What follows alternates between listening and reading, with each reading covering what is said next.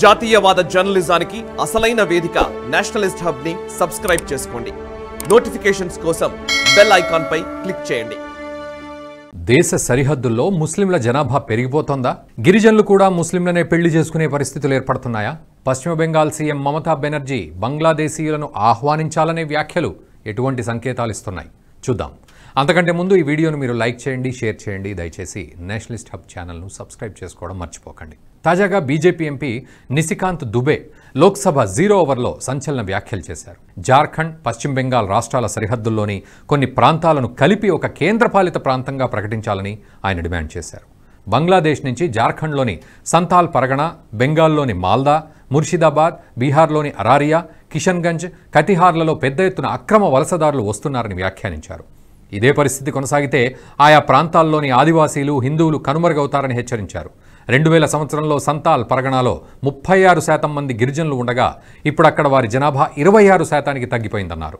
బంగ్లాదేశ్ ముస్లింలు ఈ ప్రాంతాల్లోకి చొరబడి జిల్లా పరిషత్తు నుంచి లోక్సభ ఎన్నికల్లో పోటీ చేస్తున్న గిరిజన మహిళల్ని పెళ్లి చేసుకుంటున్నారని దుబే పేర్కొన్నారు.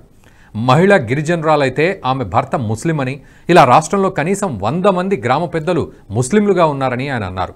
తాను చెబుతున్న దాంట్లో అబద్ధాలున్నాయని తేలితే రాజీనామాకు కూడా సిద్ధమని ఆయన స్పష్టం చేశారు.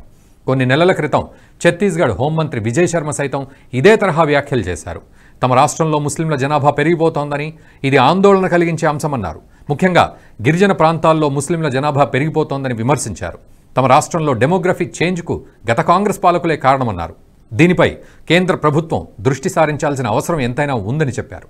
లేకపోతే ఇది తీవ్ర పరిణామాలకు దారితీస్తుందని, సమాజంలో అశాంతి పెరిగిపోయేందుకు ఆస్కారం ఉందన్నారు. అస్సాం సీఎం హిమంత బిశ్వ శర్మ సైతం రాష్ట్రంలో ముస్లిం జనాభా ప్రతి దశాబ్దానికి 30% పెరుగుతోందని, 2041 నాటికి రాష్ట్రం ముస్లిం మెజార్టీగా మారుతుందని వ్యాఖ్యానించారు. ఇప్పటికే రాష్ట్రంలో 40% మంది ముస్లింలు నివసిస్తున్నట్లు గణాంకాలు తెలుపుతున్నాయన్నారు. ఇది ఇలాగే కొనసాగితే 2041 నాటికి అస్సోం ముస్లిం మెజార్టీ రాష్ట్రంగా మారుతుందని, దీన్ని ఎవరూ ఆపలేరన్నారు. భారత్లో బంగ్లాదేశ్తో పాటు మయన్మార్ నుంచి అక్రమ వలసవాదుల బెడద ఉంది. ఆయా దేశాలకు భారత్కు మధ్య సరైన కంచె లేదు. పాకిస్తాన్, భారత్ల మధ్య కట్టుదిట్టమైన కంచెతో పాటు భద్రతా వ్యవస్థ ఉండడంతో అక్కడి నుంచి వలసవాదుల బెడద లేదు. కానీ భారత్కు తూర్పు దేశాలకు పటిష్టమైన కంచె లేదు. అంటే ఇరు దేశాల ప్రజలు 15 కిలోమీటర్ల వరకు పక్క దేశంలో ప్రవేశించవచ్చు. ఇదే అక్రమ వలసదారులకు అనుకూలిస్తోంది. బంగ్లాదేశ్ నుంచి ఎక్కువ మంది వలసవాదులు పశ్చిమ బెంగాల్లోకి ప్రవేశిస్తున్నారు. 2016 నాటి హోంశాఖ సహాయ మంత్రిగా ఉన్న కిరణ్ రిజిజు ఓ ప్రశ్నకు సమాధానంగా భారత్లో దాదాపు 2 కోట్ల మంది బంగ్లాదేశ్ వలసదారులు నివసిస్తున్నారని పార్లమెంట్లో వెల్లడించారు. ఇది తక్కువ జనాభా ఉన్న చిన్న దేశాల జనాభాతో సమానం. భారత్లో చొరబడ్డ బంగ్లాదేశీ అక్రమ వలసవాదులు, రోహింగ్యాలు ఎన్నో అసాంఘిక కార్యకలాపాలకు పాల్పడుతున్నారు. భూములను ఆక్రమించుకోవడం, హత్యలు చేయడం, డ్రగ్స్ స్మగ్లింగ్ చేయడం లాంటి అసాంఘిక కార్యకలాపాలు జరుపుతున్నారు. దీంతో వీరు భారతదేశానికి ముప్పుగా పరిణమిస్తున్నారు. అక్రమ వలసవాదుల వల్ల స్థానికులు తీవ్ర ఇబ్బందులకు గురవుతున్నారు. వీరు భారత్లో సెటిల్ అవ్వడానికి స్థానికులను భయభ్రాంతులకు గురి చేస్తున్నారు. 2021లో అసెంబ్లీ ఎన్నికల అనంతరం రాష్ట్రంలో హింస చెలరేగింది. ఇందులో బంగ్లాదేశ్ నుంచి వలస వచ్చిన వారు కూడా పాల్గొన్నారని బీజేపీ అప్పుడే ఆరోపించింది. ఆ తర్వాత సుప్రీంకోర్టులో పిల్ కూడా దాఖలైంది. రోహింగ్యాలు, అక్రమ వలసవాదుల వల్లే ఈ దారుణాలు జరుగుతున్నాయని చాలామంది ఆరోపిస్తున్నారు.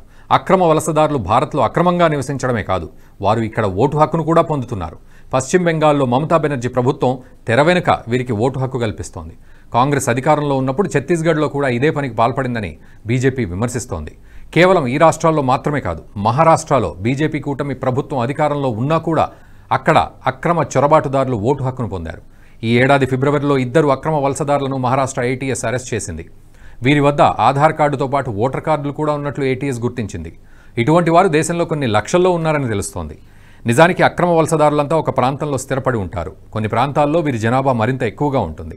వీరంతా ఎన్నికల్లో ఓటు వేస్తే ఫలితాలపై ప్రభావం చూపే అవకాశం కూడా ఉంది. రాష్ట్రమంతా ప్రభావం చూపకపోయినా ఈ కొన్ని ప్రాంతాల్లో మాత్రం ఈ ప్రభావం కనిపిస్తోంది. ఇది దేశ భద్రతకే సవాల్గా పరిణమించే అవకాశం లేకపోలేదు. పశ్చిమ బెంగాల్లోని మమతా బెనర్జీ వీరి నుంచి చాలా లాభపడుతోంది. 2005లో మమతా బెనర్జీ పార్లమెంట్లో అక్రమ వలసదారులకు వ్యతిరేకంగా పోస్టర్లు ప్రదర్శించింది. తమ రాష్ట్రంలో చొరబాట్లు ఎక్కువగా జరుగుతున్నాయని, దీనికి కమ్యూనిస్టు ప్రభుత్వం అండగా నిలుస్తోందని నిరసన వ్యక్తం చేశారు. దీన్ని ఉపేక్షించొద్దని ప్రభుత్వాన్ని కోరారు. ఇది ఇలాగే కొనసాగితే రాష్ట్ర భవిష్యత్తు ప్రమాదకరంగా మారుతుందన్నారు. కానీ మమతా బెనర్జీ అధికారంలోకి వచ్చాక తన రాజకీయ స్వలాభం కోసం అదే పనిని చేస్తున్నారు.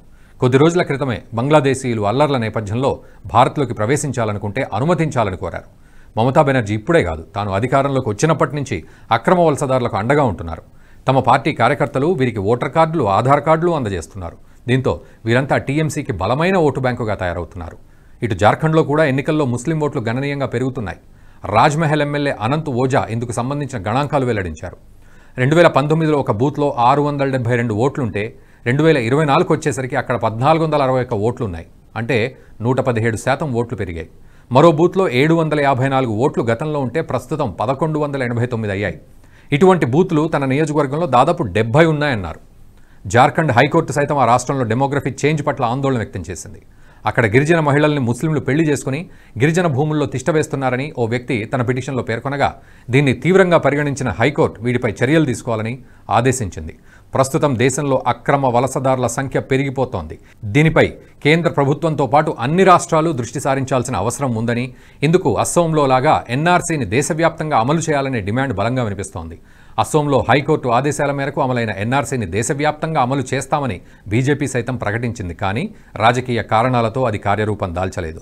దీన్ని పూర్తి స్థాయిలో అమలు చేయలేకపోయినా ఇతర మార్గాల్లో అయినా అక్రమ వలసదారులను గుర్తించి చర్యలు తీసుకోవాలని కేంద్రాన్ని పలువురు కోరుతున్నారు. ఈ వీడియో మీకు నచ్చినట్టయితే లైక్ చేయండి, 10 మందికి షేర్ చేయండి. అలాగే కామెంట్ల రూపంలో మీ అభిప్రాయాలను మాతో పంచుకోండి. Nationalist hub group of channels ను సబ్స్క్రైబ్ చేసుకుని తెలుగునాట జాతీయవాద జర్నలిజాన్ని ప్రోత్సహించండి. ఈ వీడియో కింద ఉన్న బెల్ ఐకాన్ పై క్లిక్ చేయడం మర్చిపోవద్దు.